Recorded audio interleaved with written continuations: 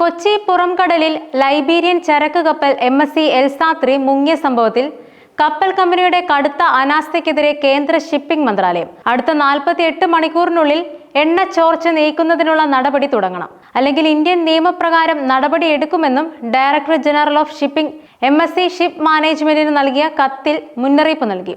ആവർത്തിച്ച് ആവശ്യപ്പെട്ടിട്ടും രക്ഷാപ്രവർത്തനത്തിലടക്കം കാലതാമസം വരുത്തി.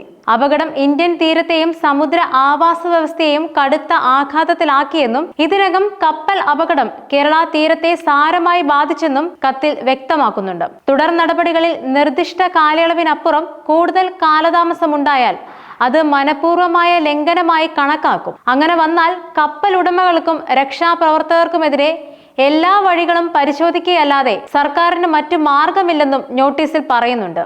കേരള തീരത്ത് ഉപജീവനത്തിനായി മത്സ്യബന്ധനത്തെ ആശ്രയിക്കുന്ന സമൂഹത്തിന് മുങ്ങിയ കപ്പലിന്റെ സാന്നിധ്യം, പൊങ്ങിക്കിടക്കുന്ന അവശിഷ്ടങ്ങൾ, എണ്ണക്കറ, തുടർച്ചയായ മലിനീകരണ സാധ്യതകൾ എന്നിവ കാരണം ഇതിനകം തന്നെ വ്യാപകമായ ജോലിയും വരുമാനവും നഷ്ടപ്പെട്ടു. ഇന്ത്യ ഗവൺമെന്റ് നയതന്ത്ര പിന്തുണ നൽകിയിട്ടും കാര്യങ്ങൾ വൈകിക്കുകയാണ്. 51 മീറ്റർ താഴ്ചയിലുള്ള കപ്പലിൽ നിന്നും എണ്ണ വീണ്ടെടുക്കുന്നതിന് സാച്ചുറേഷൻ ഡൈവിംഗ് ആവശ്യമാണ്. എന്നാൽ ഇതുവരെ എയർ ഡൈവിംഗ് മാത്രമേ നടത്തിയിട്ടുള്ളൂ. ടാങ്കുകളിൽ കുടുങ്ങിയ എണ്ണ സുരക്ഷിതമായും പൂർണ്ണമായും വേർതിരിച്ചെടുക്കുന്നതിന് ഇത് പര്യാപ്തമല്ല.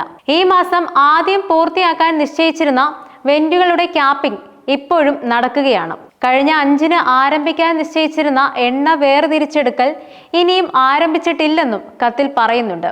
നോട്ടീസ് ലഭിച്ചതിന് പിന്നാലെ കമ്പനിയുടെ നിർദ്ദേശപ്രകാരം സിംഗപ്പൂർ TNT സാൽവേജ് ദൗത്യം വേഗത്തിലാക്കാൻ 12 അംഗ മുങ്ങൽ വിദഗ്ധരെ കൂടി ടീമിന്റെ ഭാഗമാക്കി.